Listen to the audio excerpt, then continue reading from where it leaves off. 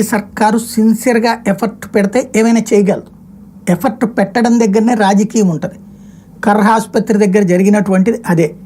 అమ్మాయి మీద అత్యాచారం చేసినటువంటి కేసులో కాపాడాలనుకుంది ప్రభుత్వం, అందుకోసమని అన్ని అరాచకాలు చేసింది. చివరికి సుప్రీంకోర్టు జోక్యం చేసుకున్నా కూడా కేసు తేల్చలేనటువంటి పరిస్థితికి వెళ్ళిపోయింది. ఇదంతా ఎందుకు చెప్పాల్సి వస్తుందంటే అదే మమతా బెనర్జీ ప్రభుత్వం క్రిందటిసారి రాజకీయ జోక్యం లేకపోయేటప్పటికీ ఒక నేరస్తుడి విషయంలో కఠినంగా వ్యవహరిస్తే ఇప్పుడు ఏకంగా కఠినమైనటువంటి శిక్ష పడింది, ఉరి శిక్ష పడింది. పోస్కో కోర్టు ఇచ్చినటువంటి ఆదేశం అన్నమాట ఇది.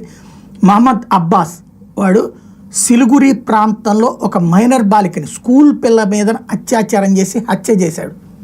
ఈ దుర్మార్గుడికి సంబంధించినటువంటి అంశం అప్పట్లో వెలుగులోకి వచ్చినప్పుడు ప్రభుత్వం సిన్సియర్గా స్పందించింది. ఈ వ్యవహారం మీద వేగంగా దర్యాప్తు పూర్తి చేయించింది. కోర్టుల్లో నివేదికలు అందించడం వల్ల కోర్టులు కఠినంగా శిక్షించగలిగినాయి.